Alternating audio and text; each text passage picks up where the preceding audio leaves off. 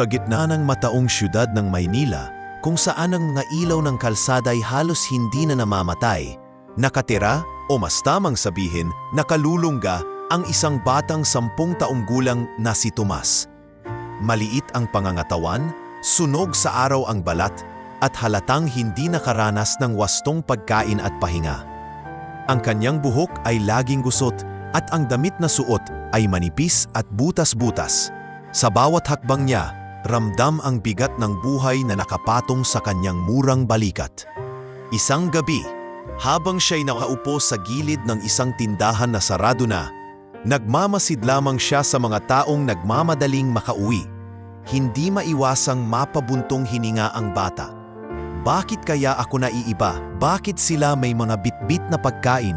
Samantalang ako, wala man lang mumo. Bulong niya sa sarili. Hindi ito bago kay Tomas. Araw-araw ay isang laban. Pakikipag-agawan ng tirang pagkain sa mga basurahan, pakikipagtaguan sa mga pulis na humahabol sa mga palaboy, at pagtitiis sa gutom. Sa murang edad, natutunan na niyang maghanap ng paraan upang mabuhay. Kung minsan ay nakikiusap siya sa mga tindera. Ate, baka po pwede pong bigyan niyo ako ng kahit tinapay lang? Ngunit madalas, sinasagot lamang siya ng, "Imalis ka nga riyan, Tomas. Hindi ako nagpapalimos." Isang gabi, may natira siyang maliit na piraso ng pandesal na nakuha niya mula sa isang basurahan ng karinderya. Nakita niya ang isang batang mas maliit pa kaysa sa kanya. Nanginginig sa lamig at halatang hindi pa kumakain. Nilapitan niya ito at iniabot ang tinapay. "Akin na yan?" tanong ng batang halos wala ng boses. "Oo, kainin mo na. May nakuha naman akong tubig kanina. Hati na lang tayo," sagot ni Tomas. Sabay ngiti kahit halatang siya'y gutom na rin. Sa kabila ng sariling paghihirap, hindi siya nag-aatubiling tumulong sa kapwa niya. Ang bagay na ito ang naging tatak ni Tomas, isang pusong marunong magbahagi kahit wala namang sobra. Marahil ito ang nagmula sa kanyang ina na ayon sa kanyang alaala, laging nagsasabing, "Tomas, tandaan mo, mas masarap kumain kapag may kahati." Ngunit ang ina niyang iyon ay hindi niya nakapiling ng matagal. Namatay ito matapos siyang isilang. Ang ama naman niya, hindi kinaya ang hirap at iniwan siya sa murang edad. Kaya't mula pagkabata, si Tomas ay itinapon sa mga kalsada at natuto ng sariling paraan upang mabuhay. Sa kabila ng lahat, may isa siyang talento, ang pagiging mapagmasid. Minsan, habang ang mga tao'y abala sa kanilang buhay, napapansin niya ang maliliit na bagay na hindi napapansin ng iba. Tulad ng mga aninong kumikilos kahit walang dapat gumalaw, o ang mga taong may kakaibang tingin na may tinatagong lihim. Dahil dito, madalas siyang makaiwas sa panganib. "Kung hindi ako mapagmasid, baka matagal na akong patay," madalas niyang isipin. Isang umaga, habang siya'y naglalakad sa gilid ng isang overpass, nakita niya ang ilang batang palaboy na nag-aaway sa isang plastik ng kaning baboy. Agad niyang nilapitan at sinaway, "Tama na, maghati-hati na lang kayo. Baka may dumating na pulis at hulihin pa kayo." Ngunit walang nakinig. Kaya't sa halip na makipag-agawan, kinuha niya ang maliit na supot ng tubig sa kanyang bulsa at iniabot ito sa pinakamaliit sa mga bata. "O sayo na ito, mas importante ang tubig." Nagulat ang bata at nagpasalamat. Ngunit ang iba, tumawa lang. "Tomas, lagi ka na lang ganyan. Puro ka bigay kaya lagi kang gutom," sigaw ng isa. Ngunit hindi na siya sumagot. Alam niyang tama ang ginagawa niya. Para kay Tomas, ang buhay ay hindi lamang tungkol sa pagkakaroon ng laman ang tiyan, kundi ang pagkakaroon ng malasakit sa kapwa. Sa gabiring iyon, habang siya'y nakahiga sa malamig na karton sa ilalim ng tulay, tinititigan niya ang mga bituin. Balang araw, wika niya, "Magkakaroon din ako ng pamilya. Hindi ako habang buhay maiging palaboy." Naramdaman niyang pumatak ang luha sa kanyang pisngi, ngunit agad niya itong pinunasan. Hindi siya pwedeng magpakita ng kahinaan, dahil bukas ay isa na namang laban ang kakaharapin niya. Sa murang edad, natuto na siyang tumayo sa sariling paa at itago ang sakit sa ilalim ng mga ngiti at pagtulong sa iba. Hindi niya alam, Ang kanyang pagiging matatag at mapagmasid ang siyang magdadala sa kanya sa isang mas malaking kwento. Isang kwento ng buhay, kamatayan, at muling pagkabuhay na hindi lamang magbabago sa kanyang kapalaran, kundi pati na rin sa kapalaran ng isang makapangyarihang pamilya. Sa kabilang dahon ng lungsod, malayo sa madidilim na kalsadang tinutuluyan ni Tomas, nakatira ang isa sa pinakamayamang negosyante ng bansa, si Don Ernesto Villafuerte. Sa unang tingin, makikita sa kanyang mansyon ang lahat ng kayamanang maaaring ipangarap ng sinuman. Magarang kotse, malalaking chandelier, at mga empleyadong laging handang sumunod sa kanyang utos. Ngunit sa kabila ng lahat ng ito, isang malalim na lungkot ang nakabalot sa kanyang pagkatao. Si Don Ernesto ay kilala sa mundo ng negosyo bilang isang matalinong lider at istriktong amo. Marami siyang kumpanyang hawak, mula sa real estate hanggang sa malalaking pabrika. Ngunit ang lahat ng ito ay tila wala na lamang halaga simula nang mamatay ang kanyang pinakamamahal na asawa at nag-iisang anak na babae sa isang malagim na aksidente. Ang pagkawalang iyon ang unti-unting nagwasak sa kanyang puso. Isang gabi, habang nakaupo siya sa malawak na sala ng mansyon, hawak ang larawan ng kanyang mag-ina, hindi niya napigilang mapabuntong hininga. Ano pa ba ang silbi ng lahat ng ito? Bulong niya sa sarili. Mayaman nga ako, pero wala na akong dahilan para maging masaya. Napansin siya ng kanyang matalik na kaibigan si Mario na matagal nang kasama sa negosyo. Lumapit ito at sinabing, "Ernesto, hindi pwedeng ganito ka na lang palagi. Nawalan ka nga. Pero marami pang bagay na pwede mong pagtuunan. Marami pang taong umaasa sa iyo. Mga empleyado, mga taong nakikinabang sa negosyo mo." Umiling lamang si Don Ernesto. "Mario, hindi mo maiintindihan. Hindi kayang palitan ng pera o negosyo ang pagkawala ng pamilya. Wala na akong silbi."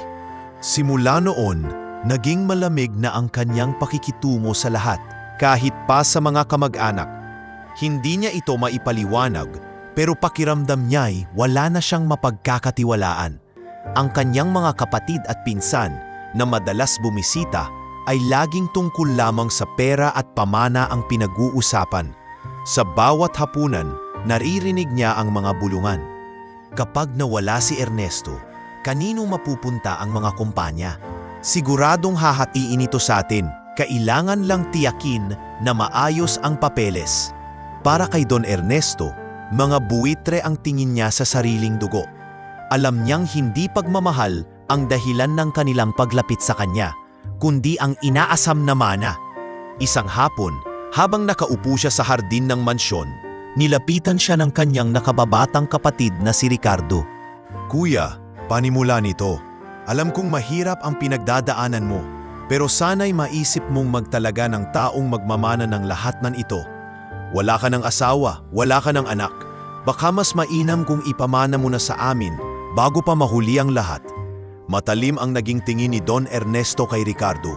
"Hindi ako patay, Ricardo, at wala akong balak mamatay agad para iwan sa inyo ang lahat ng pinaghirapan ko. Tandaan mo, alam ko kung ano ang nasa isip nyo." Napahiya si Ricardo at agad na tumalikod. Ngunit sa kanyang mukha'y bakas ang galit at pagkadismaya. Sa likod ng ngiti nito, halatang nagbabalak siya ng mas malalim na hakbang. Dahil sa patuloy na pangungulila, mas lalo pang binuhos ni Don Ernesto ang sarili sa negosyo. Araw-araw ay nakikita siya ng kanyang mga tauhan sa opisina, seryoso, walang emosyon at abala sa mga papeles. Ngunit alam ng lahat na ang kanyang puso'y basag na. Madalas tititig siya sa bintana at mahuhuling nakatulala. "Kung kasama ko pa sana sila," mahina niyang bulong. Sa mga gabi, madalas siyang hindi makatulog. Kahit gaano karami ang gamot na inireseta ng doktor, hindi niya matakasan ang bangungot ng nakaraan. Sa kanyang panaginip, nakikita niya ang asawa at anak na sumisigaw para sa tulong. Ngunit wala siyang magawa. Gigising siyang pawisan, nanginginig at puno ng takot. Sa lipunan, nanatili siyang respetado. Sa tuwing may pagtitipon ng mga negosyante, Siya'y laging inaanyayahan. Ngunit hindi na siya ang dating Ernesto na kilala sa kasiglahan at sigla. Ngayon, isa na lamang siyang katahimikan na naglalakad, isang taong mayaman sa materyal na bagay ngunit mahirap sa kaligayahan. Isang gabi ng tagulan, nag-isa siyang umupok sa isang maliit na parke malapit sa kanyang opisina. Hawak ang payong, pinagmamasdan ang mga patak ng ulan na dumadaloy sa sementadong kalsada. Hindi niya namalayang may isang batang palaboy na nakatingin sa kanya mula sa malayo. Ang batang iyon ay si Tomas. Napansin ni Don Ernesto ang titig ng bata at agad siyang napakunot noo. "Ano bang tinitingnan mo, bata?" Malamig niyang tanong. Ngunit imbes na matakot, lumapit si Tomas at iniabot ang isang maliit na bulaklak na napulot lamang niya sa tabi ng kalsada. "Para sa inyo po, para hindi kayo malungkot." Inosenteng sambit ng bata. Natigilan si Don Ernesto. Matagal na mula nang may simpleng taong gumawa nito para sa kanya. Isang maliit na kilos ng malasakit na walang halong interes. Saglit na lumambot ang kanyang puso at hindi niya napigilan ang mapatingin ng masinsinan sa bata. "Bakit mo to binigay sa akin?" Anong niya. "Wala lang po, kasi parang malungkot kayo," sagot ni Tomas, sabay kindat at alis. Habang nakatanaw kay Tomas na palayo, napaisip si Don Ernesto, isang palaboy, at nakita niya ang lungkot ko. Samantalang ang mga kamag-anak ko, wala man lang malasakit. Bagamat saglit lamang ang tagpong iyon, nagmarka ito sa kanyang isipan. Hindi niya alam na ang batang iyon, ang palaboy na si Tomas, ang magiging dahilan ng pagbabago ng kanyang buhay at ng mga misteryong matagal nang nakabaon sa dilim. Matapos ang unang pagkatataon sa parke, hindi na nawaglit sa isipan ni Don Ernesto ang inosenteng mukha ng batang nagbigay sa kanya ng bulaklak.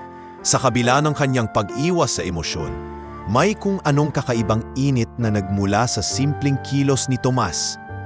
Isang linggo ang lumipas at isang gabi ng Biyernes, muling nagtataon na magtagpo ang kanilang landas. Nang gabing iyon, si Tomas ay naghanap ng makakain sa isang karinderyang malapit sa opisina ni Don Ernesto. Pagod at gutom, wala siyang nakuha kundi ilang tirang kanin at sabaw na itinapon ng may-ari. Habang palabas siya sa eskinita, nakita niyang muli ang matanda, nakatayo sa gilid ng kalsada at nakatingin sa mga taong nagmamadali pauwi. Siya yun, bulong ni Tomas sa sarili. Naisip niyang muling lapitan ang matanda, kahit wala na siyang bulaklak ngayong gabi. Ngunit bago pa man siya makalapit, narinig niya ang boses nito. "Bata, ikaw na naman?" ani Don Ernesto. Agad siyang nakilala. "Opo, kayo po ulit. Akala ko po hindi na tayo magkikita," sagot ni Tomas, sabay bitaw ng isang ngiti. Umiling ang matanda, ngunit hindi maitago ang bahagyang pagkalambot ng kanyang tinig. "Anong ginagawa mo rito? Hindi ba't delikado sa kalye sa ganitong oras?" "Sanay na po ako doon. Dito po ako nakatira sagot ng bata, sabay turo sa ilalim ng overpass. "May karton po ako ron, sapat na yun para makatulog." Napakunot ang noo ni Don Ernesto. Hindi niya lubos maisip kung paano kayang tiisin ng isang batang ganito kabata ang ganoong hirap. "At ang pamilya mo, nasaan sila?" Sandaling natahimik si Tomas, bago dahan-dahang sumagot. "Wala na po akong pamilya. Patay na si nanay nung ipinanganak ako. Umalis naman si tatay nung maliit pa ako. Kaya po ako nandito." Nagkaroon ng saglit na katahimikan. Para bang tumagos sa puso ni Don Ernesto ang mga salitang iyon. Naalala niya ang kanyang sariling anak. Kung sakaling nabuhay ito, baka kaedad lang din ni Tomas. Isang sakit na muli niyang naramdaman.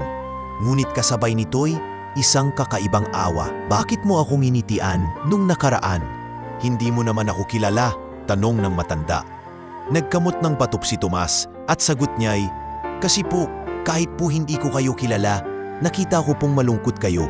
At sabi po ng nanay ko bago siya namatay, masarap daw sa puso ang makapagpasaya ng iba. Kaya po." Bahagyang natigilan si Don Ernesto. Matagal na mula nang may narinig siyang ganoong uri ng salita. Isang bagay na hindi niya maririnig mula sa sariling kamag-anak. Lumipas ang ilang minuto at nag-alok ang matanda. "Halika, may sasakyan ako roon. Sumama ka, bibigyan kita ng pagkain." Nanlaki ang mga mata ni Tomas, ngunit nag-atubili. Sigurado po ba kayo? Baka po istorbo ako. Huwag ka nang magdalawang isip. Sumama ka. Mariin, ngunit may lambing na sambit ni Don Ernesto. Dinala niya ang bata sa isang maliit na restoran sa tabi ng hotel. Pagkaupo nila, agad na inutusan ng matanda ang waiter. Bigyan mo ng pagkain itong bata.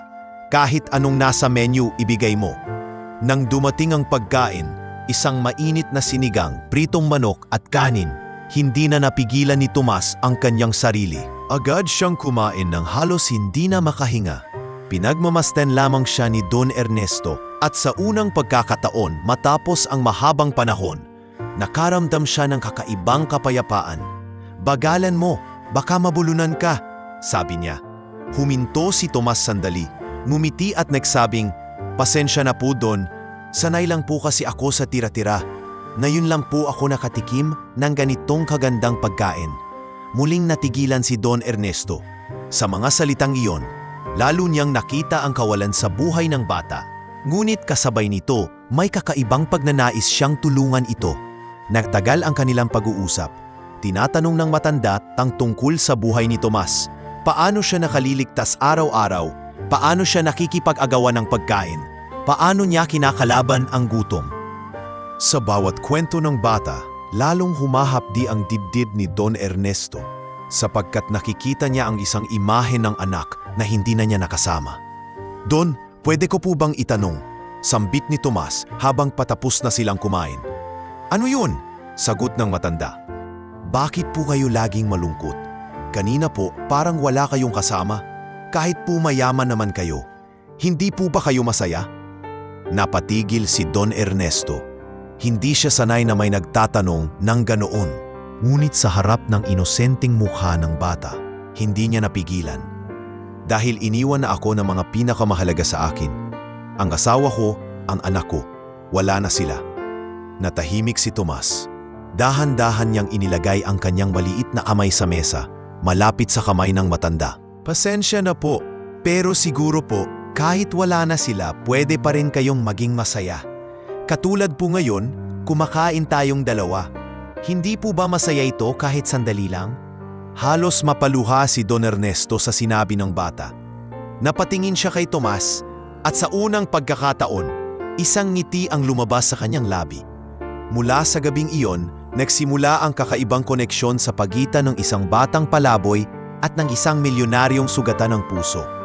Paulit-ulit silang nagkikita, minsan sa parke, minsan sa maliit na karinderya. Habang tumatagal, lalong lumalalim ang ugnayan nila. Isang ugnayan na tila itinadhana ng pagkakataon at isang ugnayan na magiging susi sa mga darating na trahedya at himala. Habang unti-unting nabubuo ang kataibang samahan ni na Don Ernesto at Tomas, mas laling tumitindi ang mga lihim na nagbabalak sirain ang matanda sa malalawak na silid ng mansyon kung saan tila walang makakatakas sa bawat buluman. Nagtatagpo ang ilan sa mga kamag-anak ni Don Ernesto upang magplano. Isang gabi, nagtipon sa loob ng pribadong silid sina Ricardo, ang kapatid ni Don Ernesto, si Felisa, isang pinsang matagal nang nakatira sa mansyon, at si Manuel, isang malayong kamag-anak ngunit palaging nakikialam sa negosyo. Habang nakasindi ang mamahaling sigarilyo ni Manuel, siya ang unang nagsalita. Hindi ba't oras na para kumilos tayo? Habang tumatagal, mas lalong pang lumalakas ang hawak ni Ernesto sa mga kumpanya. Kapag hindi tayo kumilos ngayon, baka wala nang matira sa atin. Sumingit si Felisa, sabay tiklop ng pamaypay. Ngayon pa na parang may kinakausap siyang batang palaboy. Narinig kong ilang beses na silang nagkikita. Ano ba yun? Napapraning na pa siya? Naghalakhakan sila, ngunit ang halakhak na iyon ay may halong galit. Si Ricardo, na siyang nakababatang kapatid at matagal nang naiinggit sa tagumpay ng kuya, ay nagsalita ng mariin. Wala nang anak si Ernesto, walang asawang magmamana. Tayo na lang ang natitira. At hindi ko hahayaan na isang bata lang sa kalye ang bigla na lang papasok sa buhay niya at makikinabang sa kayamanan. Nagkatinginan ng tatlo. Alam nilang hindi simpleng usapan lang ang kanilang ginagawa. Ito'y plano para maagaw ang lahat ng pinaghirapan ni Don Ernesto. Samantala, sa araw-araw na paglipas, hindi napapansin ni Don Ernesto ang mga mata na nakamasid sa kanya. Ang mga kasambahay, bagamat tahimik, ay nag-uulat sa kanyang mga pinsan tungkol sa bawat kilos niya, kung saan siya pumupunta, kung sino ang kanyang kausap, at kung anong mga dokumentong nilalagdaan niya. Ang bawat galaw niya ay parang sinusubaybayan. Isang hapon, habang nasa opisina si Don Ernesto, biglang pumasok si Felisa, dala ang ilang papeles. "Kuya Ernesto, napansin ko lang itong mga kontratang ito. Baka dapat na nating pag-usapan kung sino ang tatayo bilang tagapagmana. Hindi pwedeng walang nakasulat. Baka malito ang lahat kapag dumating ang oras." Itinaas ni Don Ernesto ang kanyang tingin mula sa mga papel at malamig na sumagot. "Hindi pa ako patay, Felisa. At hindi ko kailangan ng paalala kung paano ko pamamahalaan ang sarili kong yaman." "Pero kuya," sagot ng babae, halatang hindi pa pipigil. "Ang iniisip lang naman namin ay ang kapakanan ng lahat. Ayaw naming dumating ang araw na may aagaw sa atin." "Sa inyo?" mariin niyang sagot. "O sa akin?" Natameme si Felisa at agad na umalis, ngunit baka sa kanyang mukha ang galit at determinasyong hindi siya susuko. Habang lumalalim ang gabi, nagkaroon muli ng pagpupulong ang mga kamag-anak. Sa pagkakataong ito, mas lantad ang kanilang plano. "Kung hindi natin siya mapapapayag sa mabuting paraan," ani Ricardo, "baka kailanganin na nating gumawa ng ibang hakbang. Hindi pwedeng may ibang makialam sa mamanahin natin. Lalo na ang batang yon." "Bata?" tanong ni Manuel. "Sino bang bata?" "Iyon daw, palaboy na laging kasama ni Ernesto. Narinig kong minsan ay pinaain pa niya ito at binilhan ng bagong damit. Hindi ako magtataka kung biglang ampunin niya yon." Naging mabigat ang katahimikan sa silid. Lahat sila'y natigilan sa posibilidad na ang isang batang palaboy ang biglang maging susi sa pamana. Para sa kanila, ito'y isang insulto. Samantala, si Tomas ay patuloy na nakikipagkita kay Don Ernesto. Hindi niya alam na sa bawat hakbang niya papasok sa mansyon o sa tuwing lumalabas silang magkasama, may mga matang nakatingin na puno ng galit at inggit. Napapansin niya ang ilang bulungan at malalamig na tingin, ngunit pinipilit niyang huwag pansinin. Isang gabi, habang pauwi na siya sa ilalim ng tulay, may narinig siyang dalawang tasambahay na nag-uusap sa labas ng mansyon. "Alam mo ba, galit na galit si Ricardo sa batang yon. Sabi niya, kung hindi aalis si Tomas, baka may mangyaring hindi maganda." "Nako, wag mong masyadong lakasan ang boses mo. Baka marinig tayo," sagot ng isa. Napatigil si Tomas sa kanyang paglalakad. Ramdam niyang para sa kanya ang banta. Kinabahan siya, ngunit pinili niyang manahimik. Alam niyang kung magsasalita siya agad, baka hindi siya paniwalaan. Dumating ang mga araw na mas naging halata ang pag-iwas ng ilang kamag-anak ay Don Ernesto. Kapag nasa hapagkainan, halata ang malamig na itig kay Tomas. Kapag dumadaan siya, naririnig niyang may bumubulong ng "anak ng kalye, manggagamit." Ngulit si Don Ernesto, bagamat napapansin ng mga bulungan, ay tila walang pakialam. Ang tanging mahalaga sa kanya ay ang simpleng presensya ni Tomas. Ang bata na, sa kabila ng hirap, ay may pusong hindi na bibili ng pera. Gayunpaman, ang lihim ng mga kamag-anak ay patuloy na lumalaki, at bawat araw na lumilipas ay nagiging mas delikado. Ang kanilang mga plano ay hindi na lamang basta pag-uusap tungkol sa pamana. Ito'y nagiging binhi ng mas malupit na balak na maaaring magdala ng trahedya. Sa bawat pagdampi ng malamig na hangin sa gabi, nararamdaman ni Tomas na may mas mabigat na mangyayari. Hindi niya lubos maintindihan, ngunit alam niyang kailangan niyang manatiling mapagmasid. Sapagkat ang mga taong nasa paligid ni Don Ernesto ay hindi lahat kaibigan. Ang ilan, mga kaaway na nagkukubli sa likod ng dugo at apelyido. Mula nang marinig ni Tomas ang bulungan ng dalawang kasambahay tungkol sa galit ni Ricardo, hindi na siya mapakali. Habang nakahiga sa ilalim ng tulay, nakatalukbong ng lumang karton, paulit-ulit niyan iniisip ang mga salitang iyon. Kung hindi aalis si Tomas, aka may mangyaring hindi maganda. Bumabalik sa kanyang isip na parang isang sumpa. Hindi niya alam kung paano haharapin ang panganib, ngunit sa murang edad ay alam niyang dapat siyang mag-ingat. Kinabukasan, bumalik siya sa mansyon upang dalawin si Don Ernesto. Agad siyang sinalubong ng ngiti ng matanda nang makita siya. "Tomas, buti dumating ka. Sabay tayong kumain." Masayang wika ni Don Ernesto habang nakaupo sa veranda. Ngunit napansin ng matanda ang kakaibang tahimik na kilos ng bata. "May problema ba, Tomas?" "Parang may iniisip ka," tanong niya. Nag-alinlangan si Tomas bago sumagot. "Don, may narinig lang po akong bulungan kagabi. Parang galit daw po sa akin si Ginoong Ricardo. Totoo po ba yun?" Napatigil si Don Ernesto. Hindi agad siya sumagot. Alam niyang may tensyon na talaga sa pagitan niya at ng kanyang kapatid. Pero hindi niya akalaing pati si Tomas ay idadamay. "Huwag mong isipin yon, Tomas. Si Ricardo ay mainit lang ang ulo. Huwag mong intindihin ang sinasabi niya." Sagot niya, pilit na tinatago ang kanyang pangamba. Ngunit sa puso ni Tomas, hindi niya kayang basta isantabi ang kanyang narinig. Nagsimula siyang obserbahan ang kilos ng mga tao sa paligid ng mansyon. Tuwing dumaraan siya sa pasilyo, nararamdaman niyang sinusundan siya ng tingin ng ilang kasambahay.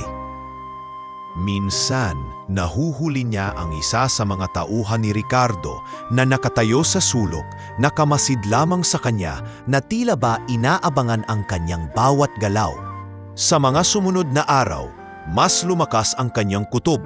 Isang gabi, nang makatulog si Don Ernesto sa kanyang silid, naglakad-lakad si Tomas sa paligid ng mansyon. Doon niya narinig ang bulungan ni Ricardo at Manuel sa isang madilim na bahagi ng hardin. "Hindi pwedeng magtagal pa yung batang yun dito. Baka nga ampunin ni Kuya. Kapag nangyari yon, siguradong wala na tayong makukuha," sabi ni Ricardo. Sumagot si Manuel, "Kung hindi siya aalis ng kusa, tayo na ang gagawa ng paraan para mapaalis siya." Nanlamig ang buong katawan ni Tomas. Napaatras siya at halos mabangga ang paso sa gilid. Buti na lamang at hindi siya narinig. Tumakbo siya pabalik sa kanyang karton sa ilalim ng tulay. Nanginginig at hindi alam kung kanino magsasabi ng kanyang narinig. Kinabukasan, pilit niyang iniwasan si Don Ernesto. Nagtago siya sa parke, nakaupo sa ilalim ng punong kahoy. Habang tinitingnan niya ang mga batang naglalaro, napaisip siya. Kung magsasabi ako kay Don Ernesto, baka isipin niyang nagsisinungaling ako. Pero kung tatahimik ako, baka mapahamak siya. Dumating si Don Ernesto sa parke nang hindi inaasahan. "Tomas, bakit hindi ka pumasok sa mansyon ngayong araw? Hinahalap kita," wika ng matanda. Napayuko si Tomas. "Don, baka masyado na po akong istorbo sa inyo. Ayaw ko pong makadagdag ng problema." Lumapit si Don Ernesto at hinawakan siya sa balikat. "Hindi ka istorbo, Tomas. Ikaw ang nagpapagaan ng loob ko. Huwag kang mag-alala. Hindi ko hahayaang may mangyaring masama sa iyo."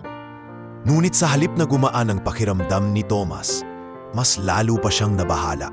Sa kanyang murang isipan, alam niyang may mas malalim pang panganib na nagtatago. Kaya't nagsimula siyang magmasid ng mas mabuti. Isang araw, habang naglalaro siya sa hardin ng mansyon, nakita niya si Ricardo na may kausap na hindi pamilyar na lalaki. Nakaitim ito at may daladalang sobre. Hindi narinig ni Tomas ang buong usapan, ngunit nakuha niya ang ilang linya. "Siguraduhin mo, walang makakakita.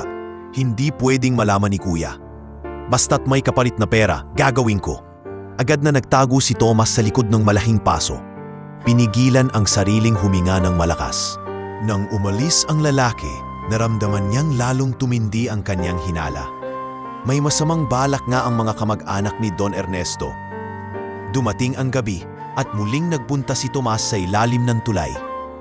Ngunit ngayong gabi, hindi na takot lang ang kanyang nararamdaman, kundi matinding kalituhan. Dapat ba niyang kausapin si Don Ernesto? O mas mabuting manahimik muna? Napatingala siya sa mga bituin, kagaya ng lagi niyang ginagawa. "Nanay, tatay, ano bang gagawin ko? Paano ko po maililigtas si Don Ernesto kung bata lang ako at wala akong magawa?" Kinabukasan, muling nagpunta si Tomas sa mansyon. ngunit iba na ang kanyang tingin sa paligid. Ang bawat tao ay maaaring maging espiya. Ang bawat bulungan ay maaaring lihim na plano. Kahit ang mga mata ni Ricardo, na pilit nagpapakita ng mabuting anyo, ay hindi na niya mapaniwalaan. "Bata, halika rito. Tulungan mo akong buhatin ito," utos ni Ricardo habang nasa garahe. Pinilit ni Tomas na sumunod, ngunit ramdam niya ang malamig na tinig ng lalaki. Habang binubuhat niya ang kahon, lihim siyang tumitingin kay Don Ernesto na abala sa pakikipag-usap kay Mario tungkol sa negosyo. Kung alam lang niya, bulong ni Tomas sa sarili. Kung alam lang niya na ang pamilya niya mismo ang nagbabalak laban sa kanya. Lumipas ang mga linggo at mas lalong lumakas ang kutob ni Tomas na may mangyayaring hindi maganda. Ngunit sa murang edad, alam niyang limitado lang ang magagawa niya. Ang tanging sandata niya ay ang pagiging mapagmasid at ang lakas ng loob na dala ng kanyang malasakit kay Don Ernesto. At sa bawat araw na lumilipas, mas lumalapit ang panganib. Panganib na hindi lamang kay Don Ernesto, kundi pati na rin sa kanya. Sapagkat alam niyang sa oras na malaman ng mga kaaway na siya'y nakikinig at nagmamasid, siya'y ang unang tatanggalin sa kanilang daan. Isang malamig na umaga, tila ordinaryo ang lahat sa mansyon ng mga Villafuerte. Ang mga kasambahay ay abala sa paglilinis. Ang hardinero ay nag-aayos ng mga halaman at si Don Ernesto ay nakaupo sa kanyang opisina, nagbabasa ng mga papeles. Ngunit sa kabila ng katahimikan, may mabigat na pakiramdam si Tomas na hindi niya maipaliwanag.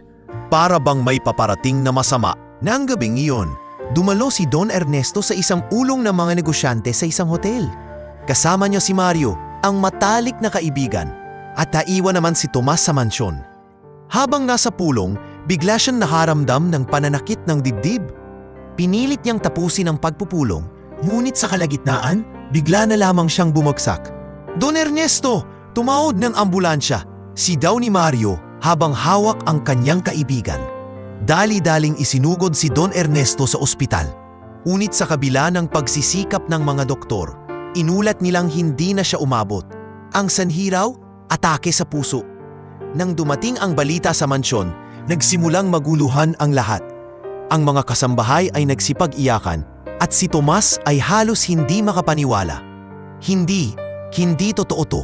Bulong niya sa sarili. Sa kanyang murang puso, ramdam niyang may mali. Ngunit sa mata ng publiko, ang lahat ay malinaw. Ang milyonaryo ay pumanaw na. Sa mga balita, headline agad ang kanyang pangalan. Don Ernesto Villafuerte, pumanaw sa biglaang atake sa puso. Kinabukasan, agad na inorganisa ng mga kamag-anak ang engrandeng burol. Sa gitna ng mansyon, inilagay ang kabaong na punong-puno ng mamahaling bulaklak at kandila. Ang mga tao'y nagsidatingan, mga negosyante, politiko, artista, at kahit mga simpleng mamamayan na humanga kay Don Ernesto. Habang nakatayo si Tomas sa sulok, pinagmamasdan niya ang lahat. Nakikita niya ang mga kamag-anak ni Don Ernesto na abalang-abala hindi sa pagluluksa, kundi sa pag-uusap tungkol sa mamanahin. "Sigurado akong malaki ang makukuha natin," bulong ni Manuel kay Pelisa habang nakatingin sa kabaong. "Basta't wala siyang iniwang dokumento para sa iba, lalo na sa batang yon." Sagot ni Pelisa habang palihim na tumingin kay Tomas. Narinig ni Tomas ang lahat. Lalong lumakas ang tibok ng kanyang dibdib. Lalong tumindi ang kanyang kutob na hindi simpleng sakit ang dahilan ng pagkamatay ni Don Ernesto. Samantala, nakaupo si Ricardo sa harap ng kabaong, nag-aalok ng peking luha sa mga bisita. Sayang si kuya, wala na siya. Ngunit sa loob-loob niya, halos hindi maitago ang saya.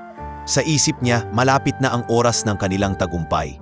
Habang lumilipas ang mga araw ng burol, napansin ni Tomas na mas lalo pang nagiging abala ang mga kamag-anak sa mga usapan tungkol sa negosyo. Wala ni isa man sa kanila ang tunay na nagluluksa. Para bang inaabangan lang nila ang huling araw upang maisakatuparan ang kanilang plano. Ang mga tao rito, parang hindi totoong nagmamahal kay Don Ernesto. Bulong ni Tomas sa sarili habang nakaupo sa gilid ng kabaong. Bakit ako lang ang nakakaramdam ng totoo? Isang gabi, nang halos wala ng tao sa lamay, nanatili si Tomas sa tabi ng kabaong. Tahimik niyang pinagmamasdan ang mukha ni Don Ernesto. Ngunit bigla niyang napansin ang isang bagay, ang mga daliri ng matanda. Tila ba bahagyang gumalaw. Napalunok siya at agad na itinapat ang kanyang maliit na kamay sa ibabaw ng kabaong. Ramdam niyang hindi malamig ang katawan. May kaunting init pa ito. Nanlaki ang mga mata ni Tomas. Hindi siya nagdalawang isip. Tumayo siya at buong lakas na sumigaw. Buhay pa po siya! Buhay pa po ang mag-ina niyo! Nagulat ang lahat ng naroon. Ang mga kamag-anak ay agad na nagsipagtayo, habang ang mga bisita ay nagsimula ng bulungan. Anong sinasabi ng batang yan? Nababaliw na ba siya? Ngunit narinig ng mga doktor ang kanyang sigaw. Agad silang lumapit at sinuri ang katawan ni Don Ernesto. Sa una, nag-aalangan pa sila. Ngunit nang ilapit ang kanilang mga instrumento, kinilabutan sila sa kanilang nakita. May mahina pang pintig ng pulso. Hindi pa siya patay, sigaw ng isa sa mga doktor. Nasa koma lang siya. Nabigla ang lahat. Ang mga bisita ay nagsimulang mag-ingay, habang ang mga kamag-anak ay halatang namutla. Hindi pwede to, bulong ni Ricardo. Sa mga sandaling iyon, naging sentro ng atensyon si Tomas. Ang batang palaboy na minsang binastos at tinawanan, siya ngayon ang naging dahilan upang madiskubre na buhay pa ang taong pinagluluksa ng lahat. Ngunit sa likod ng pagbabalik ng pag-asa, naroon pa rin ang mga matang puno ng galit. Mga matang hindi matutuwa sa kanyang ginawa. Sapagkat sa kanyang murang paraan, binigo ni Tomas ang mga plano ng mga kamag-anak na naghangad ng kayamanan. At sa bawat patak ng kandila sa tabi ng kabaong, alam niyang hindi pa tapos ang laban. Ang trahedya ay simula pa lamang ng mas malalim na laban na kanyang kakaharapin. Matapos ang nakagugulat na sigaw ni Tomas sa gitna ng burol, nanlamig ang lahat ng tao sa loob ng mansyon. Ang mga kandilang nakapalibot sa kabaong ay tila mas lumiwanag at ang katahimikan ay napalitan ng sunod-sunod na bulungan. Buhay pa raw? Bulalas ng isang bisitang politiko, halos hindi makapaniwala. Hindi maaari, nakita ko na ang death certificate, sagot ng isa pang negosyante. Ngunit sa kabila ng mga bulungan, nanatiling matatag si Tomas. Nakatingin siya diretso sa kabaong, ramdam ang pintig ng kanyang dibdib. Hindi niya alintana ang mga matang tumitingin sa kanya na parang siya'y baliw. Alam niya ang nakita at naramdaman niya. Lumapit ang dalawang doktor na nag-embalsamo kay Don Ernesto. Pareho silang namumutla habang sinusuri ang katawan. Ang isa'y mabilis na nagbukas ng kanyang bag at kinuha ang stethoscope. Idinikit niya ito sa dibdib ng nakahimlay. Nagtaka ang lahat nang bigla siyang umatras. Hawak ang kanyang pipig. Diyos ko, bulong ng doktor. May pulso pa siya. Mahina pero malinaw. Nagsimulang mag-ingay ang mga tao. Ang iba'y napasigaw. Ang iba na may halos mawalan ng malay sa kaba. Si Felisa ay agad na lumapit. Nanginginig ang boses. Imposible ito. Hindi ba't ilang araw nang patay si Ernesto? Paano siya mabubuhay bigla? Ngunit hindi lang basta si Don Ernesto ang kanilang kinilabutan. Habang pinagmamasdan nila ang kabaong, napansin ng mga doktor ang isang maliit na galaw ng kanyang kamay. Muli nilang sinuri ang katawan at nagulat palalo. Hindi lang si Don Ernesto, sabi ng isa pang doktor, pati ang anak niyang babae may senyales ng buhay. Napabuntong hininga ang mga tao. Ang iilang naroroon ay napaatras, tila ba nakakita ng multo. Para sa kanila, isang kababalaghan ang naganap. Isang bagay na hindi maipaliwanag ng agham. Ngunit kay Tomas, ito'y hindi himala kundi katotohanan. Sa murang pakiramdam niya, alam niyang hindi sila dapat mailibing sapagkat hindi pa sila patay. Sinabi ko na po, muling sigaw ni Tomas, halos manginyak-nyak. Buhay pa sila! Habang ang mga bisita ay litong-lito, mabilis na kumilos ang mga doktor. Kailangan natin silang ilipat sa ospital, na yun na. Ngunit agad na sumingit si Ricardo, bakas ang kaba sa mukha. Hindi! Baka mas mapahamak lang sila kung gagalawin pa. Sigurado akong maling akala lang yan. Pilit niyang pagtutol. Ricardo! Tumahimik ka! Sigaw ni Mario, nakararating lamang. Doktor ang nagsasabi, At may narinig akong pulso. Hindi natin pwedeng ipagsawalang bahala ito. Napatingin si Tomas kay Mario na tila ba sa wakas ay may kakampi siya. Ngunit ramdam niya ang tingin ng iba pang kamag-anak, mga matang puno ng poot at galit na para bang siya ang may kasalanan kung bakit nabunyan ang katotohanan. Mabilis na dumating ang ambulansya. Inilipat sina Don Ernesto at ang anak nitong babae mula sa tabaong papunta sa stretcher. Habang inilalabas sila ng mga paramedic, halos manginig ang mga tao sa paligid. May ilan na nag-antanda, may ilan na umiiyak, at may ilan na nagtakbuhan palabas ng mansyon. Ngunit bago pa tuluyang mailabas ang katawan, lumapit si Tomas sa gilid ng stretcher at hinawakan ang malamig na kamay ni Don Ernesto. "Don, huwag kayong bibitaw. Uhay pa kayo. Kailangan nyo lang lumaban," mahina niyang bulong. At sa unang pagkakataon, isang munting paggalaw ng daliri ang kanyang naramdaman. Napaluha siya, pinilit itago sa mga taong nakatingin. Alam niyang hindi siya nagkamali. Habang nagmamadali ang mga paramedik, nanatiling nakatayo ang mga kamag-anak ni Don Ernesto. Si Ricardo'y nanlalata sa galit at kaba. Kapag bumalik siya, mawawala lahat ng plano natin, bulong niya kay Felisa.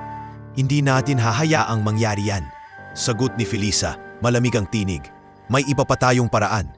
Ngunit si Tomas na nakatayo sa gilid ng ambulansya ay nakikinig sa kanilang bulungan. Alam niyang hindi pa tapos ang lahat. Ang pagsigaw niya ay nagsimula lamang ng mas malaking laban. Isang laban na hindi niya alam kung kaya niyang harapin, ngunit alam niyang hindi siya uurong. Sa gabing iyon, habang papalayo ang ambulansya, naiwan ang mga tao sa loob ng mansyon na walang magawa kundi magbulungan tungkol sa nasaksihan. Bumalik mula sa patay. Anong klasing pamilya to? May itinatago ba sila? At sa gitna ng mga bulungang iyon, isang batang palaboy ang naging sentro ng lahat. Ang batang walang pamilya, walang yaman, ngunit may tapang at malasakit na wala ni isa man sa mga kamag-anak ni Don Ernesto ang kayang pantayan. Ngunit alam ni Tomas sa kanyang puso, hindi natapos ang trahedya sa burol na iyon. Ang katotohanang kanyang ibinunyag ay magdadala pa ng mas matinding panganib, hindi lamang sa buhay ni Don Ernesto at ng anak nito, kundi pati na rin sa kanyang sarili. Nang mailabas ng mga paramedic ang mga katawan ni na Don Ernesto at ng kanyang anak mula sa kabaong, hindi maipaliwanag na takot at pangamba ang bumalot sa lahat ng naroroon. Ang mga kandila ay tila nagningning ng mas maliwanag, at ang bawat bulong ng hangin ay parang may kasamang panginginig. Ang mga bisita, kabilang ang ilang malalaking pangalan sa negosyo at politika, ay halos hindi makapaniwala sa kanilang nakita. "Hindi maaari. Akala ko bang kayo na yon?" Bulong ng isang negosyante habang nakatayo sa gilid. "May milagro ba talagang nangyari?" Sagot naman ng isa, nanginginig ang tinig. Habang dumarami ang mga bulungan, tumayo si Tomas sa gitna, matapang at hindi nagpapaapekto sa mga mata ng lahat na nakatuon sa kanya. Muli niyang nilakasan ang boses. "Sabi ko po, buhay pa sila. Kailangan lang nilang tulungan." Ngunit imbes na purihin, mas marami ang napangiti ng may pang-aalipusta. "Ano bang pinagsasasabi ng batang to? Siguro'y nababaliw na sa gutom." Isa sa mga kamag-anak ni Don Ernesto ang malakas na nagsalita. Walang maniniwala sa isang palaboy, puro guni-guni lang yan. Ngunit hindi nagpatinag ang mga doktor. Habang nakaluhod sila sa gilid ng kabaong, ramdam nilang totoo ang pintig ng pulso. Ang isa'y agad na lumingon at mariing nagwika. Totoo ang sinasabi ng bata. Hindi sila patay. Mahina ang tibok pero buhay pa sila. At sa mga salitang iyon, parang sumabog ang kaba sa buong silid. Ang mga bisita'y nagsimulang magtakbuhan palabas. Ang iba'y halos mahimatay sa takot. At ang ilan na may nagdasal ng paulit-ulit. Sa halip na guminhawa ang sitwasyon, mas lalo pang lumalim ang takot. "Bakit hindi natin napansin to noon pa?" tanong ng isa sa mga doktor. Nanginginig ang kamay habang sinusuri ang anak ni Don Ernesto. Baka mali ang unang pagsusuri. Baka nakatulog lang sila sa malalim na koma, sagot ng isa. Ngunit hindi kumbinsido ang mga kamag-anak. Si Ricardo na nangingitim ang mukha sa galit at kaba ay sumigaw. Hindi, hindi pwede to. Patay na si kuya, narinig ko mismo ang sabi ng mga doktor. Halos mabasag ang kanyang tinig sa tindi ng emosyon. Lumapit si Mario, ang matalik na kaibigan ni Don Ernesto, at tumayo sa harap ni Ricardo. Hindi mo ba naririnig? Buhay pa siya! Ang dapat mong gawin ay magpasalamat, hindi magalit. Anong klaseng kapatid ka? Namutla si Ricardo at hindi na nakasagot. Sa halip, umalis siya sa gitna ng burol. Bitbit ang kanyang galit at pagkadismaya. Ang iba pang kamag-anak ay nagkunwaring nagulat din. Ngunit sa loob-loob nila, alam nilang natigilan ang kanilang plano. Samantala, si Tomas ay hindi na makalapit dahil pinipigilan siya ng ilan sa mga kasambahay na kaalyado ni Ricardo. Tumigil ka na bata! Sobra na yang pakikialam mo. Kung hindi dahil sa'yo, hindi magugulo ang burol na ito. Bulyaw ng isang kasambahay. Ngunit tumitig si Tomas sa kanila at mariing sumagot. Hindi ako ang may kasalanan. Kung hindi ako sumigaw, baka nailibing sila ng buhay. Gusto niyo bang mangyari yon? Napatahimik ang lahat sa kanyang sinabi. At kahit ang mga kasambahay ay hindi agad nakasagot, sa mga sandaling iyon, lumapit ang isa sa mga paramedic kay Tomas. Salamat sa iyo, iho. Kung hindi dahil sa iyo, baka huli na ang lahat. Nakapagtataka. Paano mo nalaman? Napayuko si Tomas. Hindi ko po alam. Basta naramdaman ko lang na hindi sila patay. May init pa ang katawan nila. At sabi ng puso ko, buhay pa sila. Ang paramedic ay ngumiti at tinapik siya sa balikat. May tapang ka, bata. Hindi lahat ng tao kayang tumayo sa harap ng maraming tao at magsabi ng totoo. Ngunit habang nangyayari ang lahat ng iyon, ang mga mata ng mga kamag-anak ay nakatuon pa rin kay Tomas.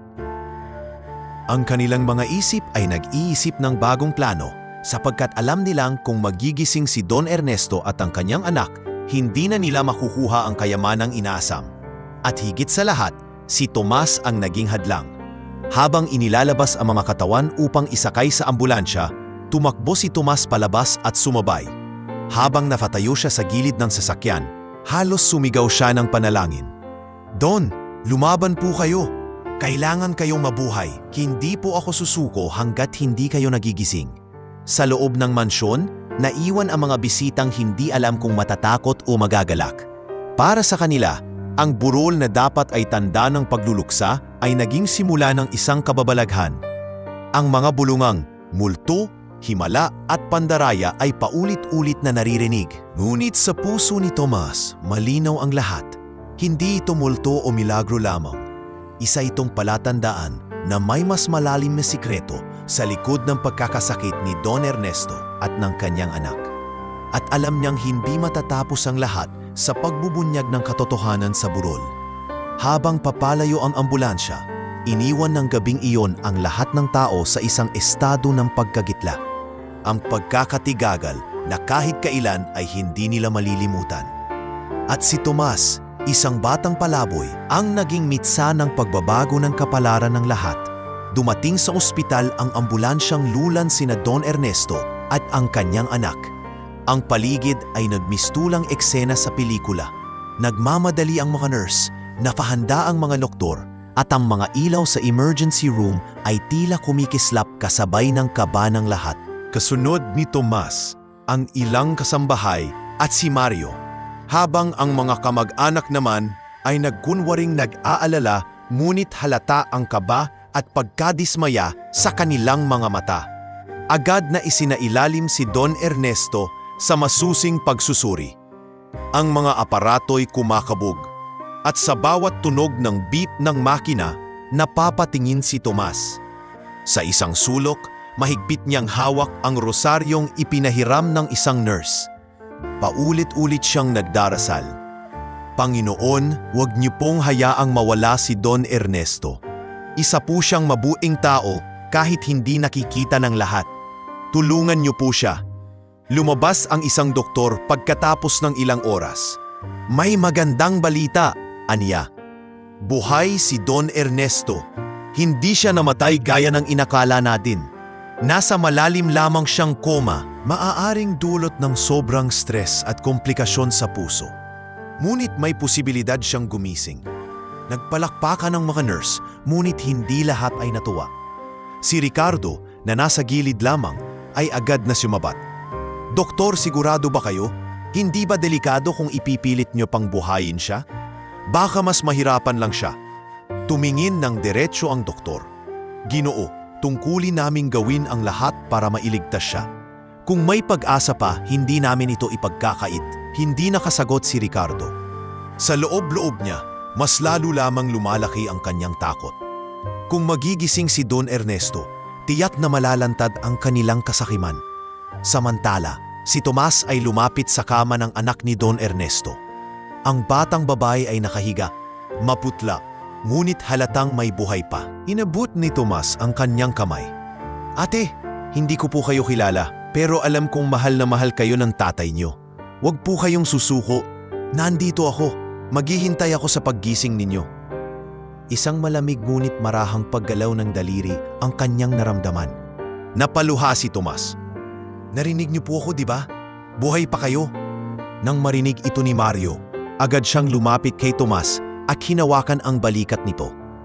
Anak, malaking bagay ang tapang mo. Kung hindi mo sinabi ang totoo sa burol, baka nailibing na sila ng buhay. Ikaw ang dahilan kung bakit may pag-asa pa sila ngayon. Sa kabila ng papuri, naramdaman ni Tomas ang bigat ng responsibilidad. Hindi lamang ito simpleng pagkakatuklas. Ito'y naging dahilan upang magkaroon ng bagong yugto ang laban para sa buhay ni Don Ernesto at ng kanyang anak.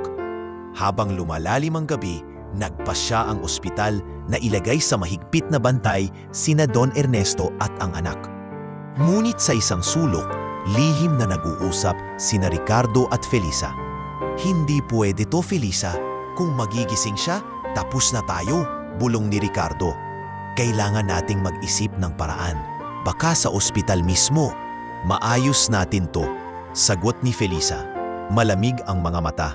Hindi nila namalayang nakikinig si Tomas mula sa likod ng pinto. Nanlamig siya sa kanyang narinig.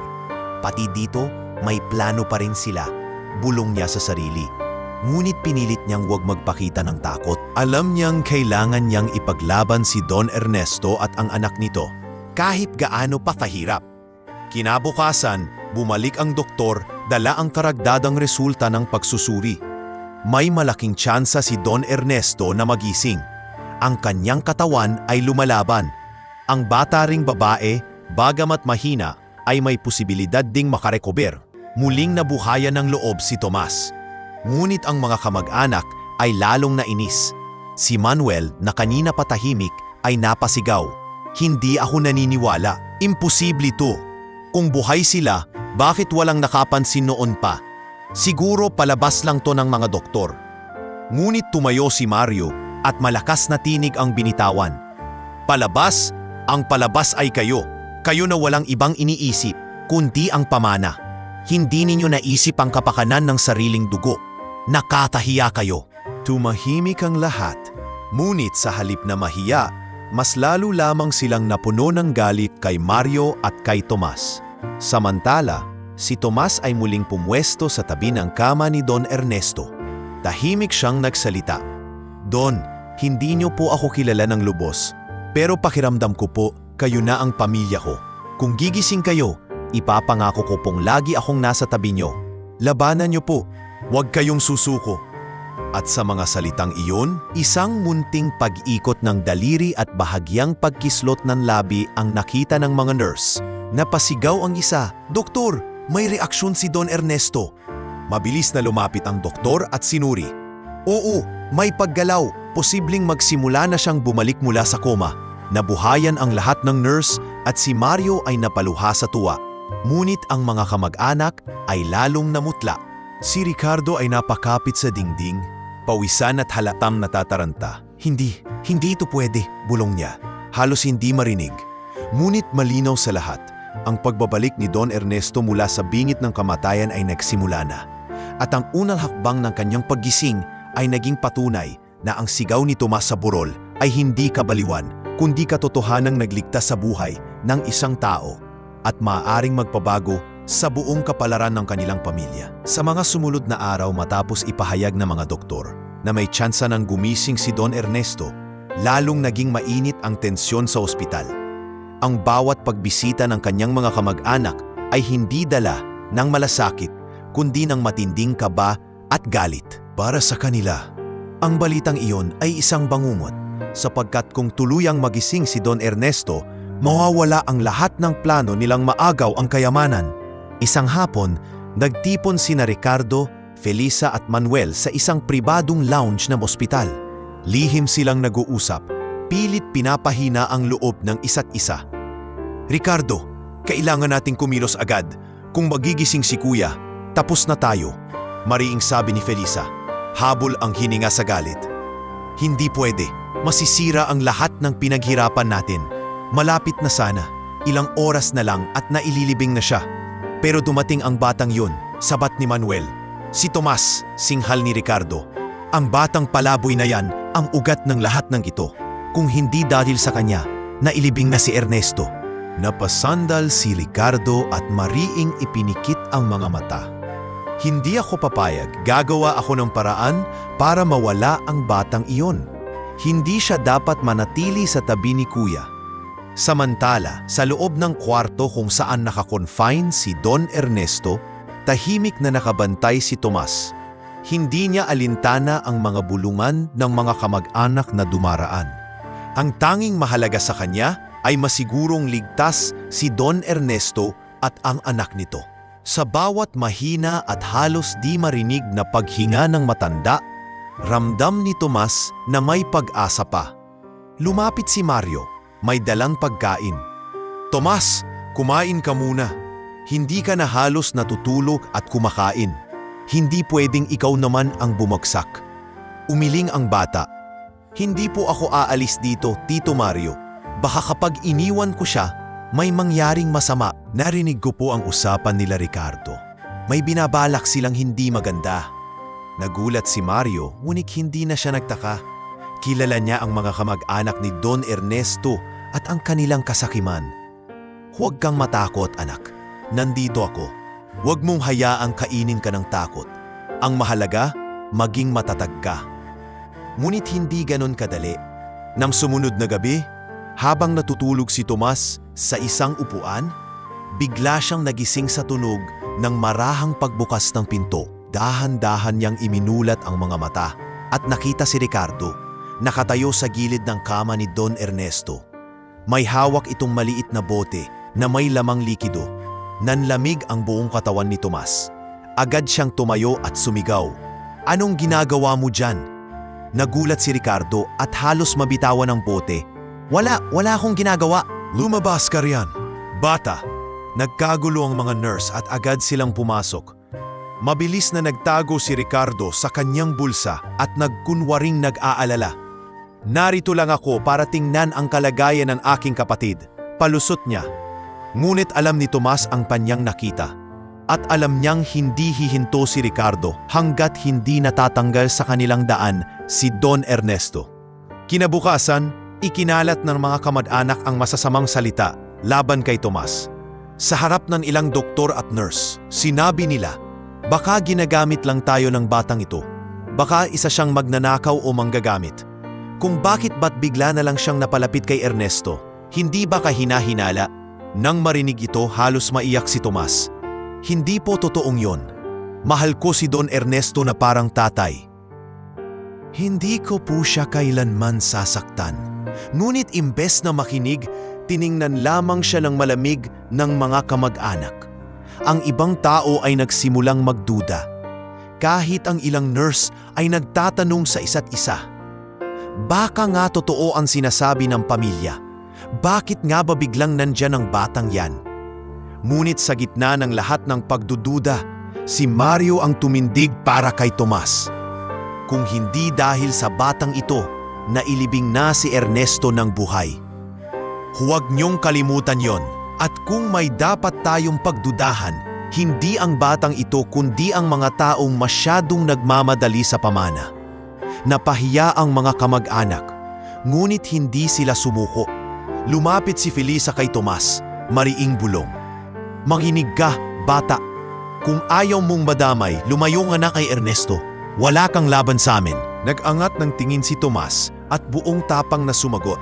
Hindi po ako lalayo. Hindi ko kayo papayagang saktan siya. Kahit bata lang ako, lalaban ako. Nagpanting ang tenga ni Felisa at halos sampalin ang bata. Ngunit napigilan siya ni Mario. Sobra na kayo, wika ni Mario. Kahit bata gusto niyo pang takutin? Anong klasing pamilya kayo? Sa mga sumunod na araw, mas lalong lumakas ang galit ng mga kamag-anak. Habang si Tomas ay patuloy na nagbabantay at nagdarasal, sila naman ay nag-iisip ng mas matinding plano. Ngunit sa kabila ng lahat, isang bagay ang malinaw. Hindi na sila makakakilos ng lantaran.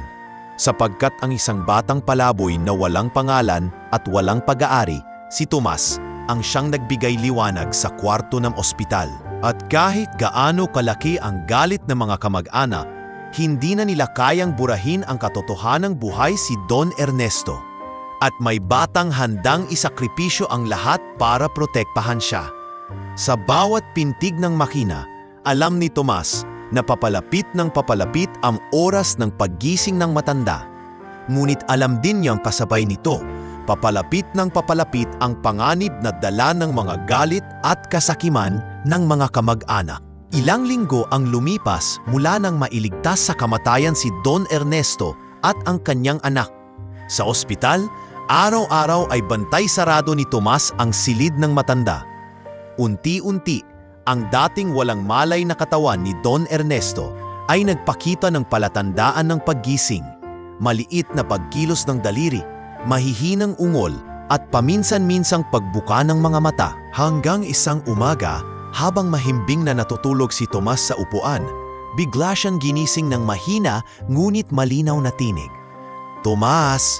Nanlaki ang mga mata ng bata at agad na lumapit. Don Ernesto, gising na po kayo, buhay po kayo. Dumating ang mga doktor at nurse, sabik na masiguro ang pagbabalik ng kanilang pasyente. Habang masusing sinusuri, nagsimula ng maglabas ng malinaw na salita ang matanda. Nasaan ako? Anong nangyari? Mabilis na ipinaliwanag ng doktor ang lahat kung paano siya inakalang patay, na ilagay sa kabaong at kung paano sa burol mismo ay natuklasang siya'y buhay pa. Napatingin si Don Ernesto kay Tomas at sa mga mata ng batay nakita niya ang katotohanan. Kung hindi dahil sa'yo, mahina niyang wika, baka nailibing na ako ng buhay. Maraming salamat, anak. Sa unang pagkakataon, tinawag niya si Tomas na anak. Napaluha ang bata at mahigpit na niyakap ang kamay ng matanda. Don, hindi ko po kayo iiwan. Kahit anong mangyari, nandito po ako. Mula sa araw na iyon, nagbago ang lahat. Si Don Ernesto, na dati puno ng lungkot at malamig ang puso, ay muling nakahanap ng dahilan para mabuhay. At ang dahilan na iyon ay ang batang palaboy na si Tomas. Paglabas niya sa ospital makalipas ang ilang linggo, sinalubong sila ng mga tao, mga empleyado, kaibigan at ilang negosyante. Ang balita ng kanyang pagbabalik mula sa kamatayan ay kumalat na sa buong lungsod. Ngunit higit pa sa tsismis, mas naging usap-usapan ang batang palaboy na siyang nagligtas sa buhay ng milyonaryo. Sa unang pagkakataon, ipinakilala ni Don Ernesto si Tomas sa publiko. Ito si Tomas, malakas niyang sabi sa harap ng mga tao. Ang batang itinuring ng lahat na walang silbi, ang siyang naging dahilan kung bakit ako'y narito pa rin ngayon. Simula ngayon, siya ang anak na aking kikilalanin. Nabigla ang lahat. Ang ilang negosyante ay napangiti. Ang ilan namay hindi makapaniwala. Ngunit ang pinakakimilabutan ay ang kanyang mga kamag-anak. Ang mga mukha ni na Ricardo at Felisa ay nangingitim sa galit. Ngunit wala silang magawa kundi magpanggap na masaya. Kuya, hindi ba't masyado itong biglaan? Pilit na wika ni Ricardo. Hindi biglaan, Ricardo. Matagal ko nang nararamdaman ang pagiging totoo ng batang ito. Sa kanya ko nakita ang malasakit na hindi ko nakita sa iba, sagot ni Don Ernesto. Mula noon, si Tomas ay opisyal na nanirahan sa mansyon. Hindi na siya natutulog sa ilalim ng tulay o kumakain ng tira-tira. Sa unang gabi niya sa sariling kwarto, halos hindi siya makapaniwala. Malambot ang kama, may kumot na makapal, at sa unang pagkakataon, may ilaw na hindi kailangang patayin para lang makaiwas sa magnanakaw. Ngunit sa kabila ng lahat, nanatiling mapagkumbaba si Tomas. Tuwing kumakain sila ng masasarap na pagkain, naaalala niya ang mga batang naiwan pa rin sa lansangan. Madalas niyang sabihin kay Don Ernesto, "Don, sana balang araw, matulungan din natin ang mga batang katulad ko noon." Ngumiti si Don Ernesto at sagot niya, "Gagawin natin yan, Tomas. Hindi lang ako muling binigyan ng buhay, kundi pati puso ko'y binuksan mo." Abang masayang nabubuo ang bagong yugto ng kanilang pamilya, nagsimula ring magbago ang mansyon. Kung dati malamig at puno ng tensyon, ngayon ay naririnig na ang tawanan at halakhak. Ang mga kasambahay na dati takot sa mga bulong ng mga kamag-anak ay muling nakaramdam ng kapanatagan. Ngunit hindi lahat ay masaya. Sa isang sulok ng harbin, muling nagtipon sina Ricardo at Felisa. "Hindi ako makapapayag na ang batang yon ang magmana ng lahat," mariing wika ni Ricardo. "Mga panahon na para mas masusing magplano. Hindi tayo pwedeng sumuko," sagot ni Felisa. Habang nagpapatuloy ang kanilang kasakiman, hindi nila alam na sa bawat araw na lumilipas, lalong lumalakas ang tiwala ni Don Ernesto kay Tomas. Ang matanda ay muling naging masigla. Nagsimula siyang bumalik sa kanyang negosyo. Ngunit sa pagkakataong ito, may kasamang bagong inspirasyon. Isang araw, habang nasa opisina, tinawag niya si Tomas. "Anak, simula ngayon, sasama ka sa akin sa lahat ng pulong. Gusto kong matuto ka, hindi lang sa negosyo, kundi sa kung paano pangalagaan ang mga taong umaasa sa atin." Nagulat si Tomas. "Ako po? Pero Don, bata lang po ako." Mumiti ang matanda. "Dati, ganyan din ang iniisip ko. Pero napatunayan mo ng higit kang may kakayahan kaysa sa mga matatandang wala namang malasakit. Hindi edad ang batayan ng karunungan, Tomas. Puso ang tunay na sukatan." At mula sa araw na iyon, nagsimula ang bagong simula, hindi lamang para kay Don Ernesto, kundi para kay Tomas. Ang batang palaboy na minsang nilait at kinasuklaman ng lipunan, ngayoy itinuturing na anak ng isa sa pinakamakapangyarihang tao sa bansa. Ngunit sa likod ng masasayang ngiti at halakhak, nakatago pa rin ang anino ng panganib, sapagkat alam ni Tomas at ni Don Ernesto na hindi basta-basta susuko ang mga kamag-anak na naghangad ng kanilang kayamanan. Ngunit sa pagkakataong ito, may bago silang sandata, ang matatag na ugnayan ng isang ama at anak na pinagbuklod hindi ng dugo, kundi ng pagmamahal at malasakit. Lumipas ang mga araw, at habang lalo pang lumalapit si Tomas sa puso ni Don Ernesto, mas lalong hindi mapakali ang mga kamag-anak na matagal nang nagbabalak sa kayamanan. Ang mga bulungan nila sa sulok ng mansyon ay naging mas madalas at mas marahas. Hindi na lamang nila iniisip kung paano makakaagaw ng mana, kundi kung paano tuluyang mawawasak ang tiwala ng matanda kay Tomas. Isang gabi, muling nagtipon sina Ricardo, Felisa at Manuel sa isang maliit na silid sa mansyon. "Hindi na tayo pwedeng maghintay," galit na sabi ni Ricardo. "Halos anak na ang turing ni Kuya kay Tomas. Kung ipagpapatuloy ito, baka tuluyan na niyang ipamana lahat sa batang yon." Tumango si Felisa.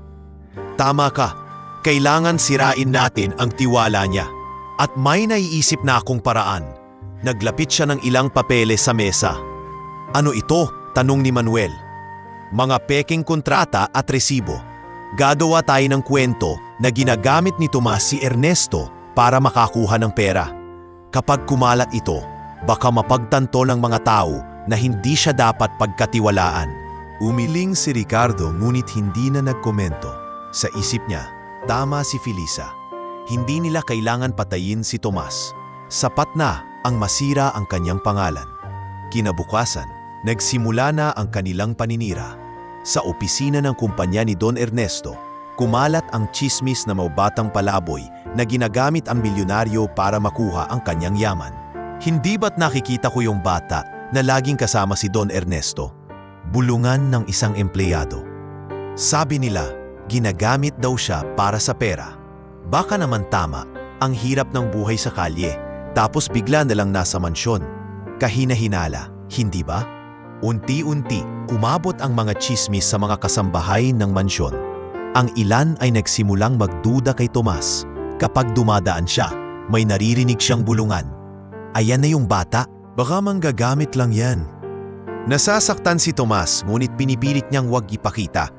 Isang gabi, habang nakaupo siya sa veranda, lumapit si Don Ernesto. "Tomas, bakit malungkot ka?" tanong ng matanda. Umiling ang bata, pilit nang umingiti. "Wala po, Don. Siguro pagod lang po." Ngunit hindi naniwala si Don Ernesto. "Naririnig ko rin ang mga bulungan, anak. Huwag mong intindihin ang mga yon. Alam ko ang totoo. Alam ko kung gaano kakatapat at kadalisay ang puso mo. Huwag mong hayaang sirain ng tsismis ang loob mo." Napaluha si Tomas at napayakap sa matanda. "Salamat po, Don. Pero natatakot po ako. Baka maniwala sila at iwan niyo ako." Kinawatan ni Don Ernesto ang kanyang balikat. "Hindi kita iiwan, kahit ano pa ang sabihin nila." Ngunit hindi tumigil ang mga kamag-anak. Lalo pa nilang pinabigat ang paninira. Nagtawag sila ng ilang abogado at pinilit gumawa ng kaso laban kay Tomas. "Pagnanakaw," wika ng abogado habang inaabot ang mga peking ebidensya. Kahit bata pa siya, kung makikita ng korte ang mga papeles na ito, baka mapatalsik siya sa mansyon. Lalong lumala ang sitwasyon nang lumabas sa pahayagan ang isang artikulo. Batang palaboy, ginagamit ang milyonaryo. Kasabay nito, kumalat ang litrato ni Tomas, nakuha ng isang kasambahay habang hawak ang sobre ng mga dokumento. Isang litrato na malinaw na nilagyan ng maling konteksto. Nabigla si Tomas nang makita ito. Hindi niya alam kung paano magpapaliwanag. Lahat ng tao sa paligid ay nakatingin sa kanya na may pagdududa. Sa eskwelahan na ipinasok ni Don Ernesto para sa kanya, naririnig niya ang mga kaklase na nagtatawanan. Yung batang palaboy magnanakaw pala. Umuwi siyang luhaan at halos ayaw nang humarap kay Don Ernesto. Ngunit nang makita siya ng matanda, agad nitong hinawakan ang kanyang pisngi at pinunasan ng luha. "Anak, huwag mong paniwalaan ang mga kasinungalingan. Alam ko ang totoo, wala kang ginawang mali at handa akong ipaglaban ka." Pero Don, halos hindi makatingin si Tomas. Ang dami pong naniniwala sa kanila. Paano po kung pati kayo ay maniwala na rin? Mariing tumingin si Don Ernesto sa kanyang makamata. "Tomas, hindi ako tulad nila. Ang tiwala ko sa iyo ay hindi basta mabubuwag ng kasinungalingan. Alam kong may mga taong galit sa atin. Ngunit tandaan mo, hindi sila ang magpapasya kung sino ka. Ako mismo ang pipili. At pinili kita." Muling napaluha si Tomas. Sa kabila ng lahat ng paninira, hindi siya iniwan ng matandang nagbigay sa kanya ng pamilya. Habang nagpapatuloy ang kaso at lumalala ang mga tsismis, lalong naging matatag ang kanilang ugnayan. Ang mga abogado ni Don Ernesto ay agad na kumilos upang pabulaanan ang mga pekeng ebidensya. Isa-isang lumabas ang katotohanan, na ang mga dokumento'y peke, na ang mga larawan ay sinadyang dayain. Ngunit sa bawat pagsisiwalat ng katotohanan, mas lalo ring nagiging desperado ang mga kamag-anak. Sa kanilang galit, hindi na lamang paninira ang kanilang plano. Habang nakatayo sila sa anino ng mansyon, lihim silang nagbubulong. "Kung hindi natin matatalo sa kasinungalingan, baka oras na para gumawa ng mas matindi." Bulong ni Ricardo, mariin ang tingin kay Tomas. Ngunit hindi niya alam, sa bawat hakbang nila, mas lalo lang silang inilalapit sa pagbagsak. Sapagkat si Tomas at si Don Ernesto, sa kabila ng paninira at kasinungalingan, ay mas lalong nagiging matatag. Hindi lamang bilang amo at palaboy, kundi bilang tunay na mag-ama. Sa kabila ng pagpapatunay na peke ang mga ebidensyang iniharap laban kay Tomas, hindi pa rin natigil ang epekto ng mga paninira. Sa mundo ng negosyo, mabilis kumalat ang tsismis at mas mabigat ang implikasyon ng pagdududa kaysa sa katotohanan. Unti-unting naramdaman ni Don Ernesto ang pagkabahala ng kanyang mga investors at business partners. Isang umaga, pumasok si Don Ernesto sa kanyang opisina at nadatnan ang kanyang sekretarya na tila hindi mapakali. "Don, maingat na," sabi nito, "3 investors ang nagpadala ng liham ng pag-atras. Ayon sa kanila, nais nilang magpahinga muna sa pakikipagtrabaho sa ating kumpanya." Napatingin si Don Ernesto kay Mario na nakatayo sa gilid. Kilala ko ang mga yan. Hindi sila basta-basta aatras kung walang pumupukaw ng duda sa kanila. Tumango si Mario, mariing ang tinig. Sigurado ako, Ernesto, may kamay ang mga kapatid mo rito. Ginagamit nila ang tsismis para sirain ang reputasyon mo. Habang pinag-uusapan nila, dumating si Tomas, dala ang ilang papel na inabot ng isang mensahero sa mansyon. Don, Tito Mario, may mga balita po tungkol sa kumpanya. May artikulong lumabas, sinasabing nalulugi na raw tayo. Mabilis nilang binasa ang nilalaman. Villafuerte Holdings, nanganganib bumagsak, milyonaryong CEO nalululing sa personal na issue. Pinamumunuan ng isang batang palaboy. Halos mabasag ang mesa sa galit ni Don Ernesto ng ilapag niyang diaryo. Hindi nila ako titigilan, pati negosyo ko gustong sirain. Sa mga sumunod na linggo, nagsimula ng maramdaman ng lahat ng epekto. Ang presyo ng stocks ng kumpanya ay bumagsak. Ang mga partners ay nagsimula ng magbanta na aatras kapag hindi naayos ang imahe ni Don Ernesto.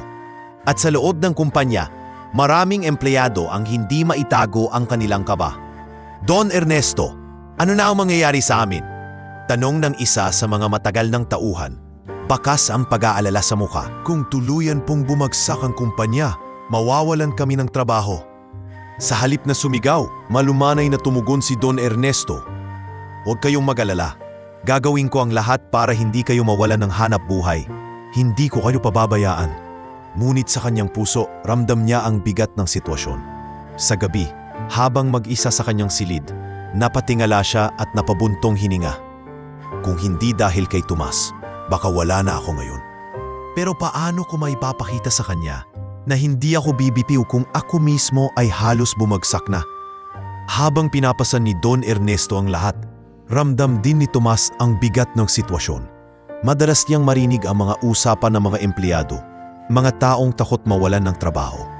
Isang gabi, nilapitan niya si Don Ernesto na nakaupo sa veranda ng mansyon. Don, pasensya na po. Kung hindi po siguro ako dumating sa buhay niyo, hindi sana nangyari lahat ng ito. Napatigin si Don Ernesto at tumingin sa kanya. Anak, huwag mong sisihin ang sarili mo. Ang mga taong yan, kahit wala ka, hahanap sila ng paraan para sirain ako. Ang kasakiman nila ang tunay na dahilan ng lahat ng ito. Ikaw ang dahilan kung bakit patuloy akong lumalaban. Napayakap si Tomas sa kanya at sa gitna ng katahimikan ng gabi, napatibay ang kanilang samahan. Ngunit alam nilang hindi sapat ang pagyakap at tiwala para maisalba ang kumpanya. Isang linggo pa ang lumipas at mas lumala ang sitwasyon. Maraming branches ng kanilang negosyo ang nagsara dahil sa kawalan ng pondo.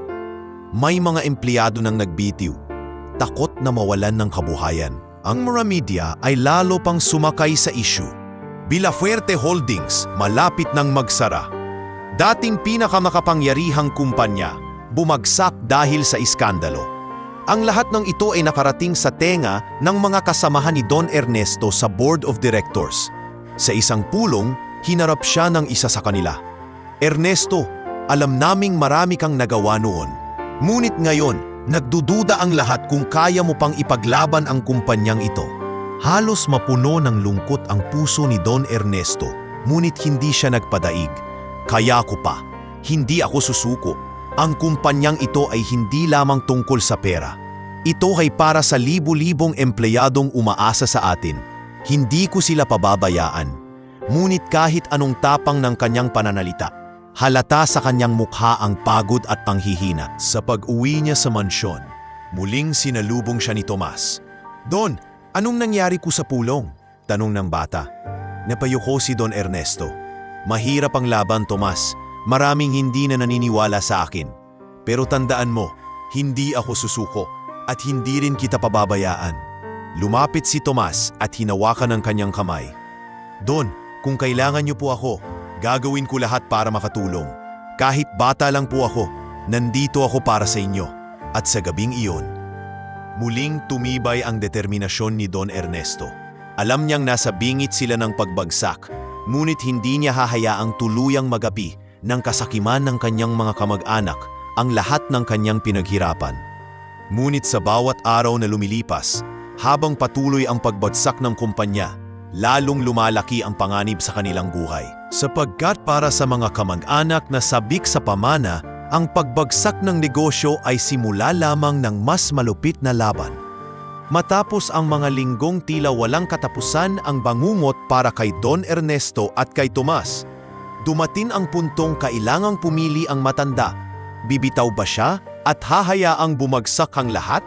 O lalaban para muling buuin ang kanyang buhay at negosyo? Sa tabi niya ay si Tomas, laging handang sumuporta kahit sa murang edad. Sa murang tinig ng bata, paulit-ulit niyang sinasabi, "Don, wag po kayong susuko. Nandito po ako." Isang araw, pinatawag ni Don Ernesto si Mario sa kanyang opisina. Bagamat halata ang bigat ng loob, bakas sa kanyang mga mata ang matinding determinasyon. "Mario, hindi ako papayag na gumuho ang lahat ng itinayo ko. Pero higit sa lahat, hindi ko hahayang mawalan ng tiwala sa akin si Tomas. Kailangan nating bumangon." Tumango si Mario, sabay sabing, "Kaya natin yan, Ernesto. Ang kailangan natin ay magsimula muli. Hiyog sa pera, kundi sa tiwala ng mga tao." Magsimula sana silang muli, ngunit paano? Marami na ang tumalikod sa kanila. Dito pumasok si Tomas. Dala ang inosente ngunit matalim na obserbasyon. "Don," anya habang nakaupo sa harap ng mesa, "noong nasa kalye pa po ako, natutunan ko na kahit wala kang pera, basta may malasakit ka sa tao, tutulungan ka nila. Baka po yun ang gawin natin." Napangiti si Don Ernesto.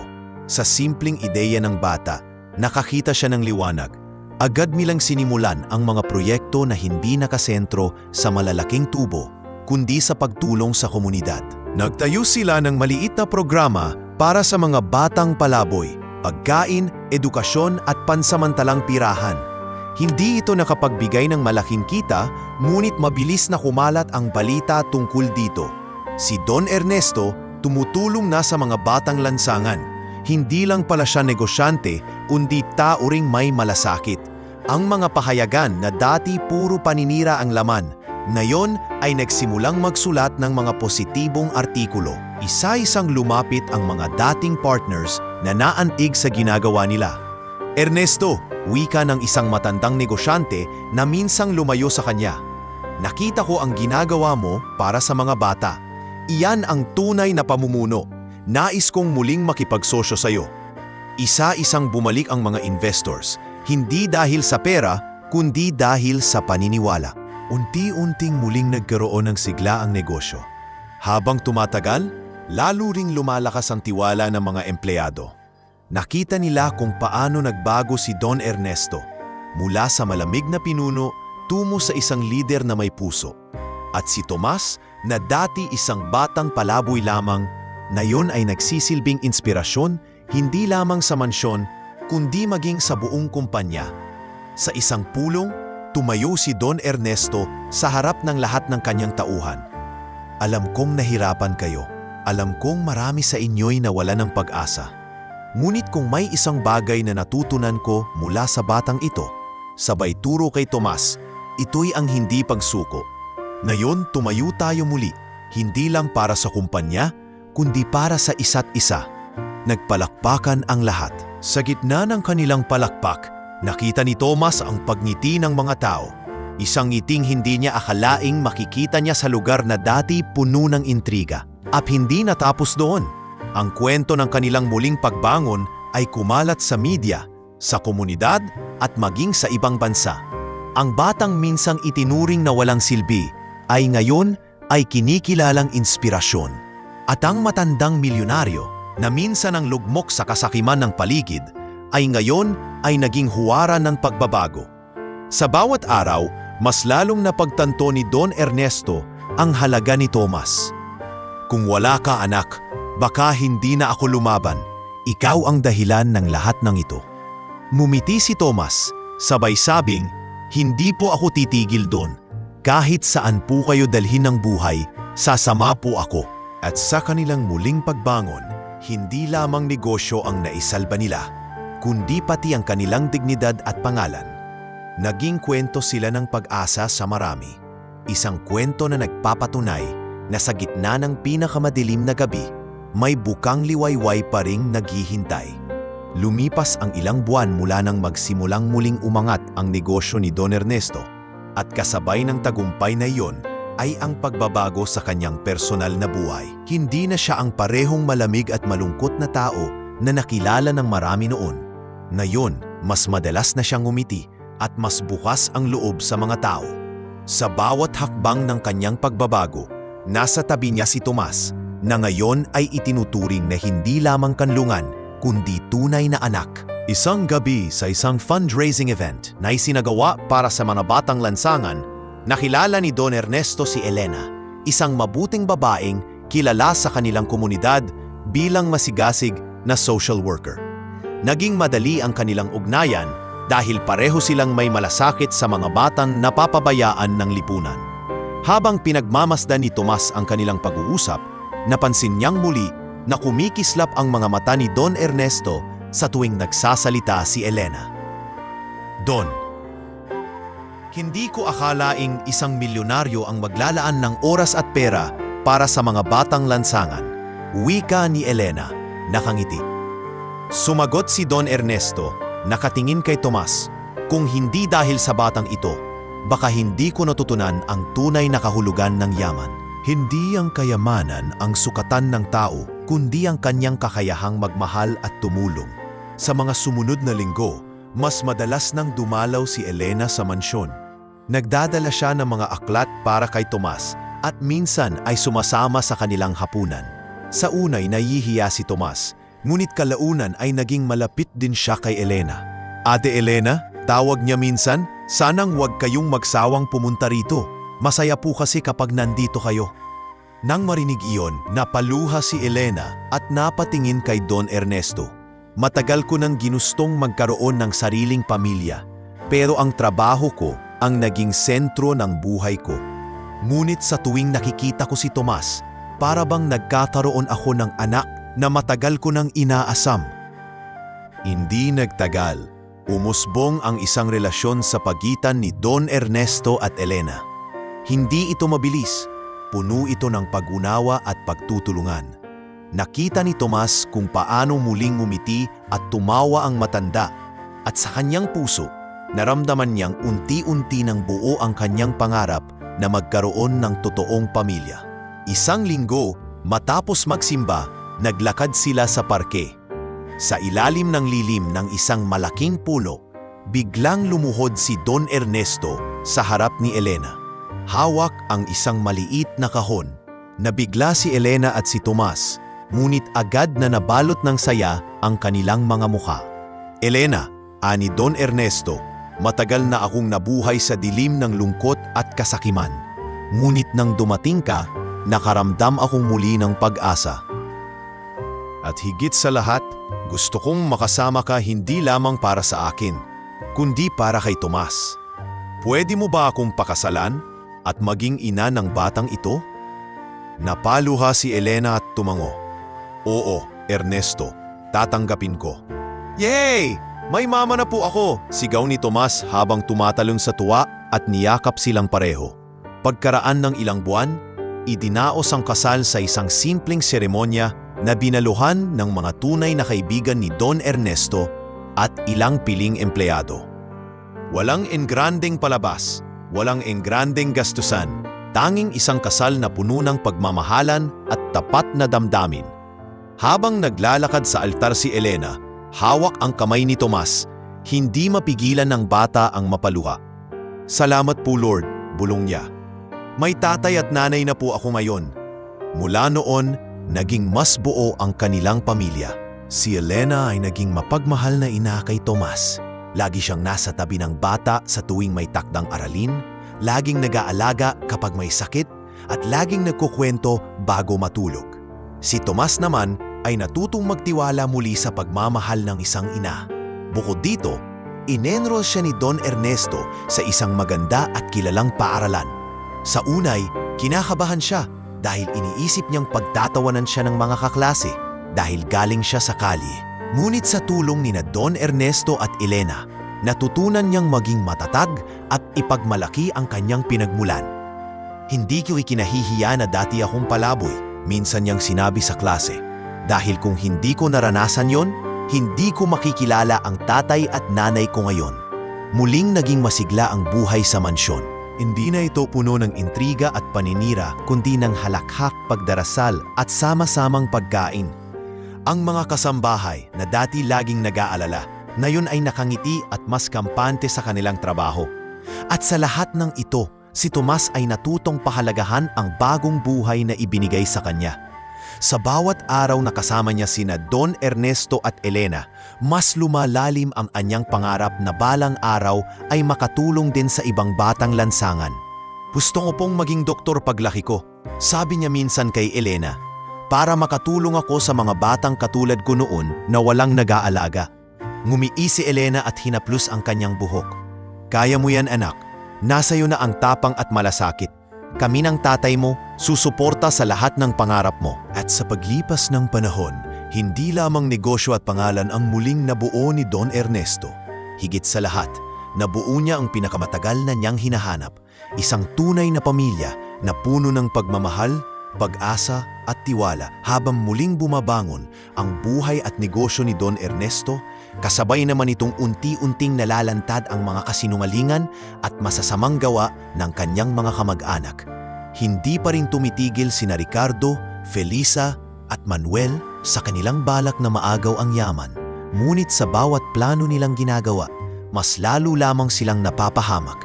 Isang araw, isang lihim na ip ang dumating kay Mario mula sa isang dating tauhan ni Ricardo. Tito Mario, bulong ng lalaking takot na takot. May mga dokumento akong hawak. Peke ang mga kontratang ginagamit ng mga kamag-anak ni Don Ernesto para patalsikin siya sa kumpanya. Ginamit nila ang pangalan ko para magpirma ng hindi ko naman ginawa. Agad itong ipinasa ni Mario kay Don Ernesto at sa kanyang mga abogado. Nang siyasatin, lumabas na hindi lang simpleng paninira ang ginawa ni Ricardo. Sangkot sila sa ilegal na gawain, money laundering, falsification of documents, at andarambong sa ilang negosyo ng pamilya. Mabilis kumalat ang balita. Ang dating mga chismis laban kay Tomas at kay Don Ernesto ay napalitan ng mga pahayag laban kina Ricardo at Felisa. Sa mga pahayagan, ganito ang lumabas. Mga kapamilya ng Villafuerte, inapusahan ng malawakang panlilinlang. Nayanig ang buong lipunan. Ang mga taong dating nagdududa kay Don Ernesto ay ngayon ay nagsimulang makakita ng katotohanan. Ang mga media na dati puro intriga ang laman ay ngayon ay binabalita ang pagsalungat sa kasakiman ng pamilya. Habang nangyayari ito, hindi nakaligtas sa batas ang mga kontrabida. Isang gabi habang nagtatago sa isang condominium unit sa lungsod, sinalakay sila ng mga pulis. Halos hindi makapagsalita si Ricardo nang dakpin siya, samantalang si Felisa ay umiiyak at nagmamakaawa. Si Manuel naman ay halos tumakbo ngunit agad ding nahuli.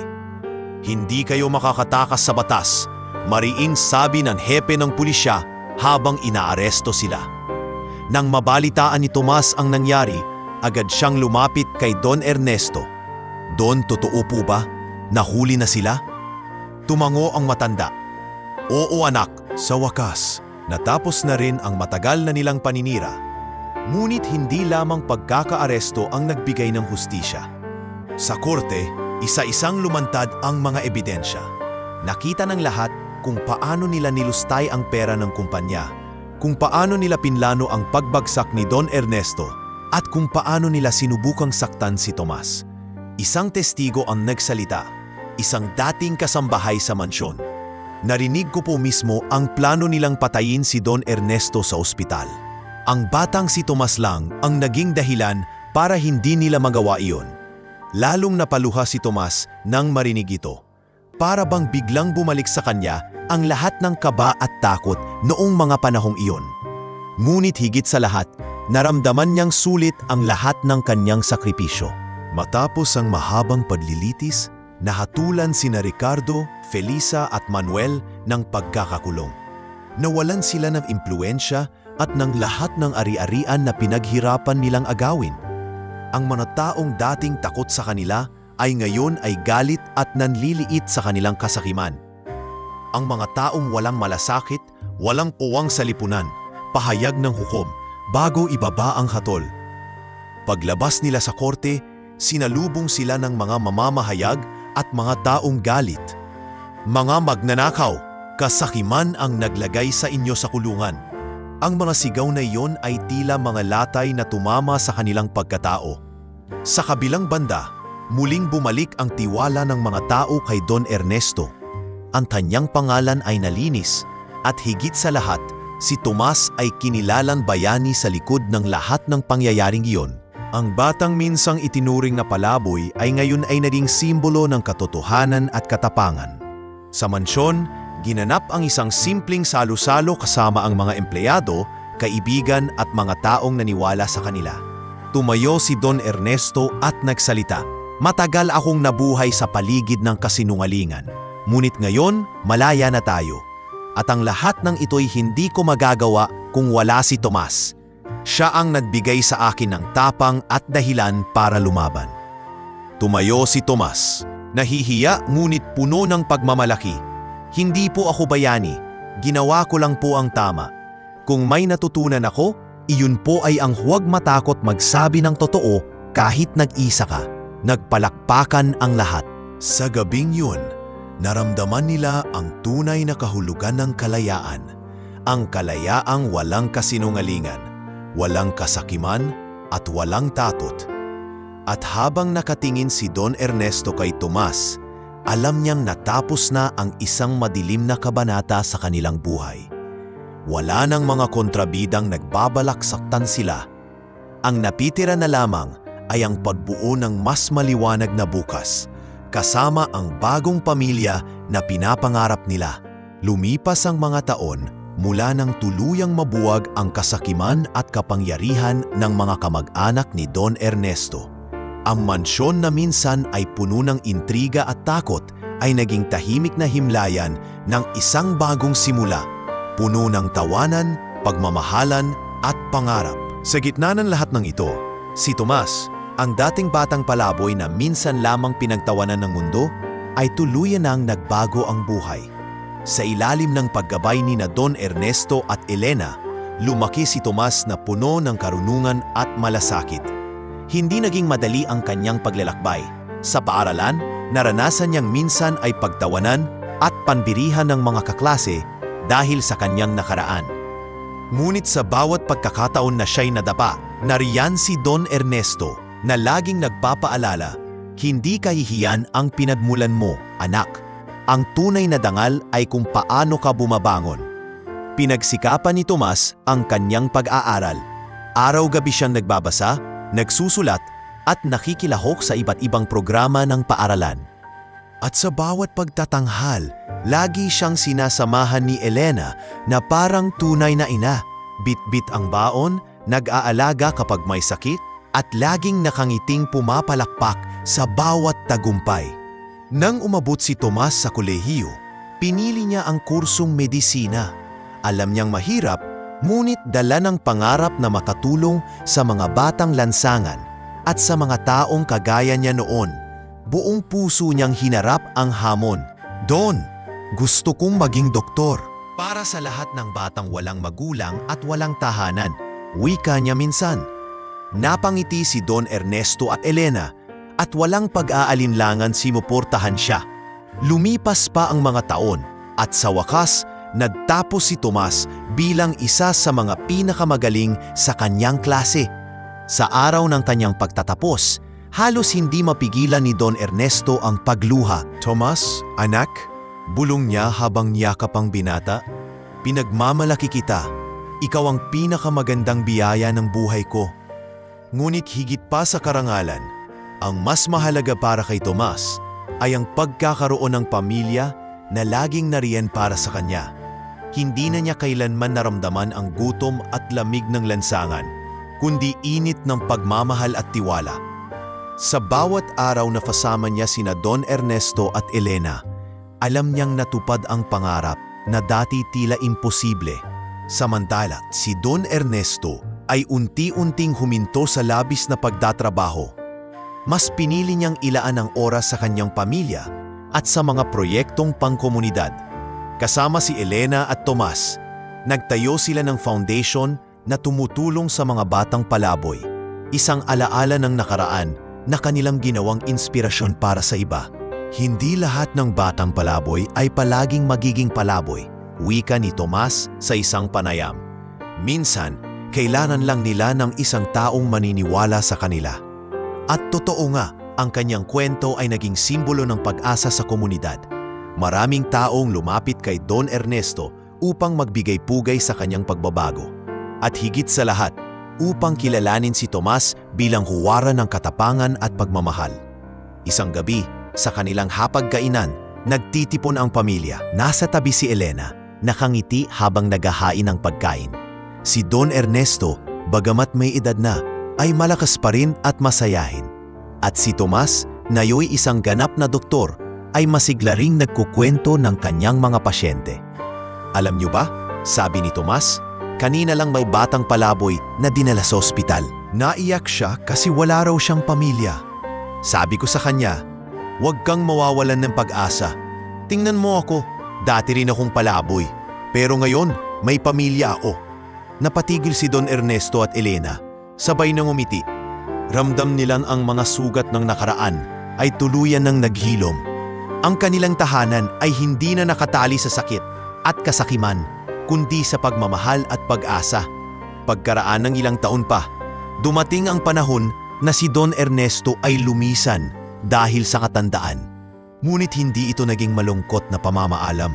Sa huling sandali, hawak-hawak niya ang kamay ni na Elena at Tomas. Anak, bulong niya, salamat at dumating ka sa buhay ko. Hindi ko naranasan ang ganitong saya kung hindi dahil sa'yo. Napaiyak si Tomas, ngunit numiti rin. Don, tatay, ako po ang dapat magpasalamat. Dahil tinanggap niyo akong anak kahit wala akong halaga noon. Huwag kayong mag-alala, ipagpapatuloy ko ang lahat ng itinuro niyo. At tuluyan ng pumikit si Don Ernesto, mapayapang nagpaalam. Hindi bilang isang negosyanteng milyonaryo, kundi bilang isang amang nagmahal ng tapat at nagbago dahil sa isang batang palaboy. Lumipas ang mga taon, at si Tomas ay naging kilalang doktor at humanitarian. Sa bawat entablado na kanyang pinagtatalumpatian, hindi niya nakalimutan ang kanyang pinagmulan. Lagi niyang binabanggit ang mga salitang, kung hindi dahil sa pagmamahal at tiwala, hindi ako narito ngayon. Ang pamilya ay hindi lang dugo. Ito'y mga taong pumipili na mahalin ka at yakapin ka bilang kanila.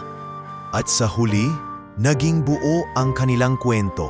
Isang kwento ng isang batang palaboy na sumigaw ng katotohanan sa isang burol. At dahil doon ay nagligtas ng buhay, nakahanap ng pamilya, at naging inspirasyon ng buong komunidad. Sa katahimikan ng gabi, sa ilalim ng mga bituin, alam ni Tomas na natupad na ang kanyang pangarap.